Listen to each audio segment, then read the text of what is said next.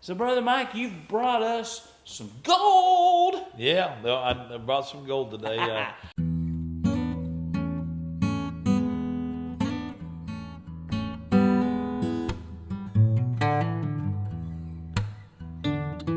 Welcome back to episode 2 of London Coins and Collectibles. And let me just start off and say I'm sorry. I got Mike's email address wrong in our last video. It's Londoncoinbuyer at gmail.com. That's Right, yes, London, correct. LONDONCOINBUYER at gmail.com. Yes, Londoncoinbuyer at gmail.com. And I'll put that in the link below, as well as his phone number, because this guy is the guy. Amen. I'm excited to share with you today. Mike has brought us some gold coins. Now, I don't know if you know this or not. Maybe you do, but I find gold fascinating. I mean, gold is magical. It has this hold upon us. I mean, in the Bible, it talks about the streets of gold, and we just get this emotion and this feeling from it. And it talks about the spoils of Egypt and the gold earrings throughout the Bible. In our American history, we are defined by turning points of the gold rushes that happened in America. That's correct. And our currency was backed by gold. The mystery that surrounds Fort Knox in Kentucky, with all the gold there, and the mystery that's there, whether it's there or whether it's not. I mean, gold. They still have TV shows on all of these Discovery channels and stuff about men going Hunting for gold and panning for gold. That's right. And one of my favorite YouTube channels is this guy that just goes through the mountains of Missouri and Kentucky, and he finds these little creeks, and he pans for gold in it, and he never comes up empty. He always finds a little bit of gold here and there in certain places where he goes and pans. So that's awesome. So, Brother Mike, you've brought us some gold. Yeah, I brought some gold today. I brought 5 coins in, and now we have different varieties and types of gold. So now, if you're looking for something different, let's say you're looking for a $50 1-ounce coin or anything that's different what you'll see today. Now, you make sure you let us know. We have different varieties of gold coins and stuff, and of course, anything numismatic. Sooner or later, you're going to speak about gold. Now, we also got gold certificates, which are getting harder and harder to find. So, we've got a lot of great collection. But what I brought today is the famous $10 Eagle of the 18. I want to say it's around. They're all in the 1880s, 1890s. Well, we got one 1906. So I'd like to ask you a question. Okay. There are gold coins that are considered part of the U.S. currency, correct? Right, that is correct. And there are gold coins that are just gold coins for their weight. Bullion. And Yes, for sir. bullion, but Yes, they're sir. not considered.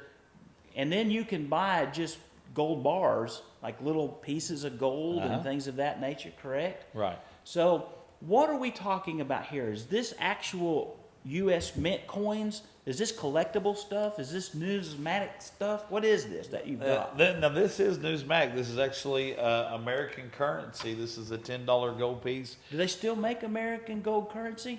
No, they do not. Only on special issues. Okay, Not all right. anything that it's ever been. So this is put out. something that you can't even get anymore. This is history that is still American currency, Right. the real deal. The real deal. The real deal. Yeah, you can't. If you was to pay the mint, you wouldn't get it for $10 of gold value. Of course, gold value has went up tremendously since these were backed by gold at one time, and they were weighted in gold. These are actually half ounces of true weight. Wow. So even in today's market, on the scrap value part of it, you still have between $900 and $1,000, depending on where our fluctuating market is at that very moment. But these coins here are actual American currency. These were put out as a part of the 1834 law that came out and made sure that we were going to define 90% instead of the 847 and all that. So that's what these are. These were actually used as a currency exchange at one time. Oh, Oh, fantastic. Okay, so here we have some numismatic currency, some real gold coins. And man, I just going to have to say, they are beautiful. They are. These are. I mean, they are just absolute gorgeous. So tell us about this coin. Tell us about the dates. Tell us about the coin. Tell us about whatever you know about it. Okay, so this is called the Liberty Head, $10. There's still the Eagle family. So of course you have the busted was the first one. The busted $10 was the first $10 gold coin that came out in the Eagle family. Okay, so this is in the Eagle family. This is actually called the Liberty Head. So the first one that come out in the busted in the Eagle family was the busted, and the reason that they're called the Eagle family is because of that right there, because of the reverse. Now I know that's kind of funny because you would think that it would be in a family of what would be on the obverse. So the reason that they're called the Eagle family is because of the reverse. You would think that somebody would call them of the family of the obverse, but the obverse is actually what they changed in the coins. So these here being the Liberty Head, and the Liberty Head, they ran from 1838 to 1866 in what we call the Variety 1. Now I'm going to show you something really neat. When I say Variety 1, what I'm talking about here, in the Variety 1, if you look on top of the eagle, there's no "In God We Trust." So when you look at the coin, you don't see it on the reverse above the eagle. You see no "In God We Trust." But on the Variety 2, which ran from 1866 to 1907, you can see the "In God We Trust." So with the "In God We Trust" was the Variety 2. And without the "In God We Trust" was the Variety 1.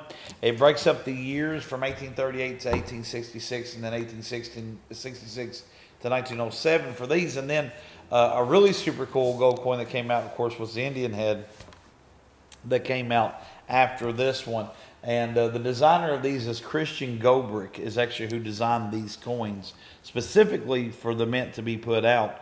And what we have here is we have a really great example of this one here. Anytime you find gold, and you're going to hear us say words like Carson City and Philadelphia. Remember I told you from the last video, that's the mints in which they came out. And this is actually harder and harder to find is gold from the actual Carson City mint.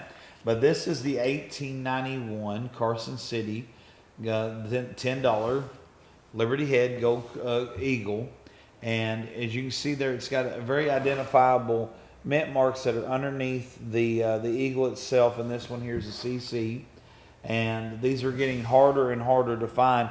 And I would say without any reserve that these here are all about from AU, which means about uncirculated, to MS plus. And then we have another one that goes in the MS category fantastically, is the 1847 New Orleans. And when you're going to hear a lot of Philadelphia, you're going to hear a lot of Denver, you're going to hear Carson City as we do these videos.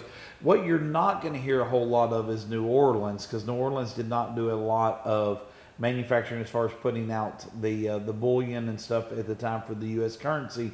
But they did have their years, and when they had their years, they did real well. And this is one of the New Orleans coins here.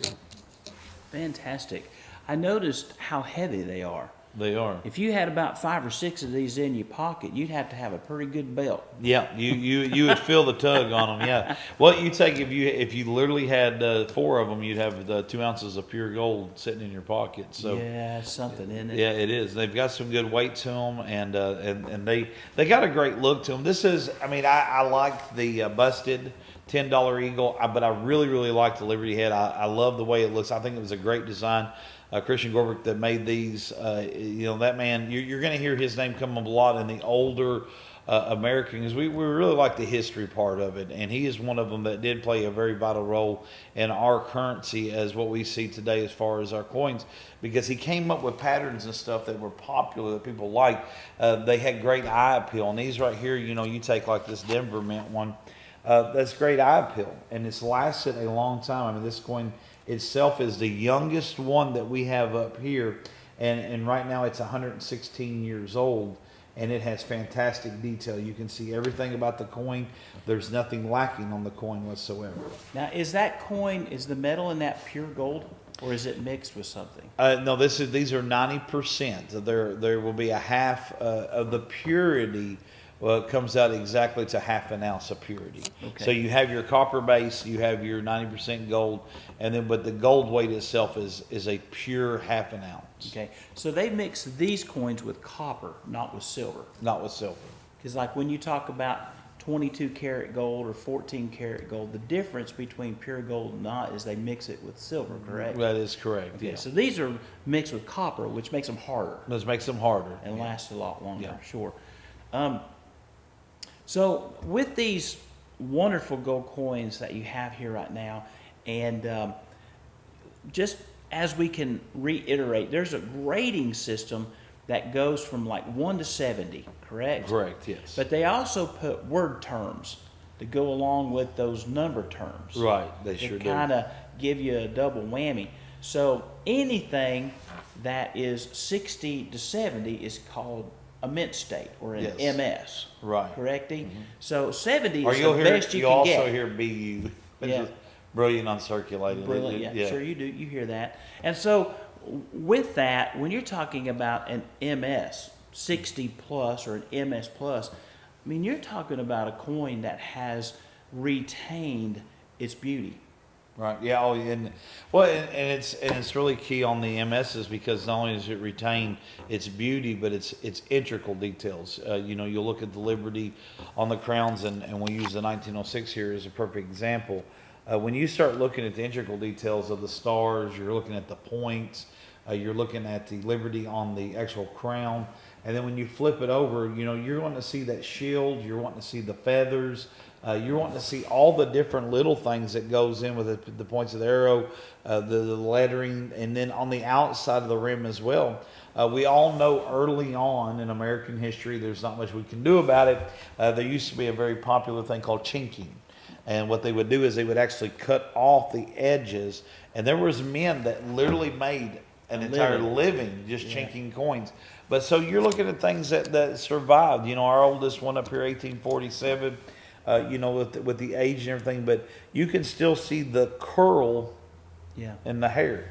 So I'll let you all see that as well. So when you see the fine details, the rim looks good, the lettering looks good, and you can look on here and see that it's been well struck, and then you can see her face very clearly on this side here, and you can read all the intricate details that goes into it.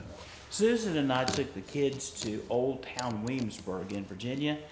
And in the old historical town, they have a shop that is in there that is preserved with a lot of the old chinking knives and utensils and chinkers that had different sizes. And they actually had coins with the pies cut out of them to kind of give you an example. So that was really neat. And these guys were just very educated in how to do that, and it was a very common practice back in the day. Yeah, but they did make that illegal. Federal law, yes, and actually, at one time on the books, it was punishable by death if you got caught chinking. So it was a very serious crime because what they would do is what would be held at $10 of gold value, and you have to understand. So you're looking at $10 gold value in 1882. But today, that same coin is worth, in its scrap value, $900. So it shows you how much money that was worth back then. So what they were able to do, they were able to cut the reeds off. They were able, and this actually really, I'll bring this up since we're talking about this. But when you look at these coins, I don't know if I can get that on there where you can see the side of where you see the actual, what we call reeded. When you hear us say reeded coins, reeded sides, the sides of the coins have little indentions that goes all the way around. And the reason that Benjamin Franklin actually was one of them that helped come up with that was to actually prevent chinking. That you could tell if a coin had been chinked, and so that you knew that it didn't have its purity as what it was when it was put out. So these guys were really good, though. They would go back in and they would take most of the rim off, and so what they would do is one $10 eagle could start, if they were really smart, after they had their hands on 15 or 20 of them, they would have a fresh $10 eagle. You know, they would have the gold weight of it, and which is pretty serious when you're looking at it. It's the same as it'd be like printing money today. Yes. It's really what it'd be like. It'd be like having a machine in your house. Similar, wouldn't it? Yeah, so that you're printing $100 bills. Fantastic.